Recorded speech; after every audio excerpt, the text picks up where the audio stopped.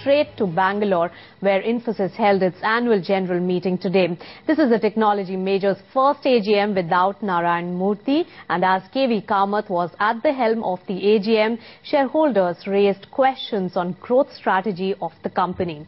Kamath has said IT services are facing challenges of commoditization and scalability. He also said that the global scenario remains uncertain for the IT sector. I think all concerns raised by shareholders need deep consideration. I think Shibu has taken pains to explain the company's strategy. It is not that we don't look at all options. I think what he reiterated was that our path that we chose was high quality growth, which means that high revenue productivity, so that we don't run into a situation where we are only relying on people and large numbers of people all the time. Every company has a strategy, and every company reassesses the strategy.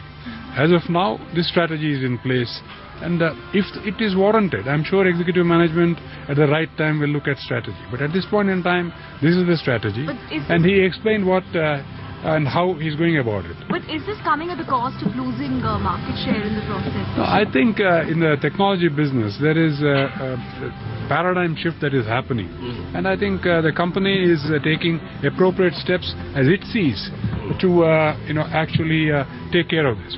I'm sure the whole technology industry today again is going through, as was explained, radical transformation, and the company will reassess all opportunities, all challenges, and position itself appropriately.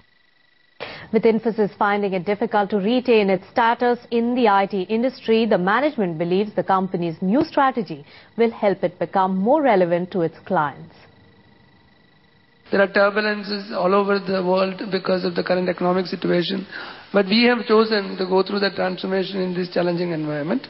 That will mean that there will be some turbulence in the short term. US is undergoing certain challenges. There is high unemployment, there is lack of economic growth, there is certain anti-outsourcing sentiment, of course, in the media. It is an election year. Our clients in US, as long as we are providing value to them, as long as we are providing higher, superior value to them, as long as we are helping them differentiate in their market, as long as we are allowing them to create profits for themselves, we clearly believe that we will have a very, very, very key role to play in that market. We also need certain amount of cash for acquisitions, because when we are following the new strategy, there is a need to acquire certain companies which have got good intellectual property. At any point of time, if we believe that we have excess cash, we do give special dividends. That is what we have done in the past too. Chandra Ranganathan now joins us from Bangalore, who was right there at the Infosys AGM tracking all the developments very, very closely. Now, Chandra, we heard the management. It is clearly not the best of times for Infosys right now. Did the management give concrete solutions to any of the issues raised by the shareholders? Did the shareholders go home satisfied today?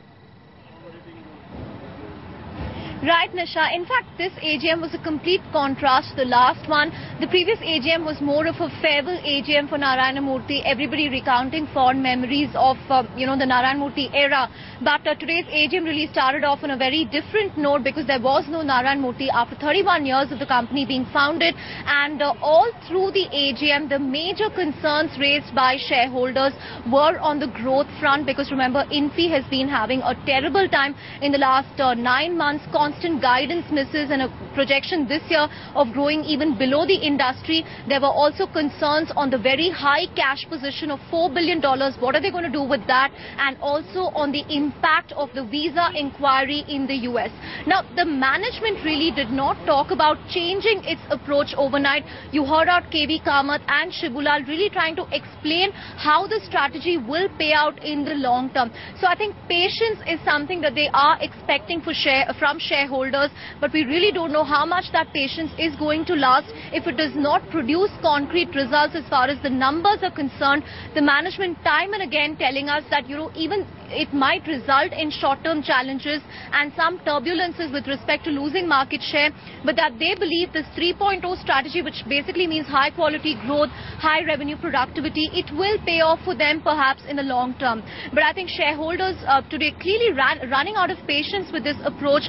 So I think in the next few quarters, or at least by the next AGM, the management will have to show that this is actually producing results for the company.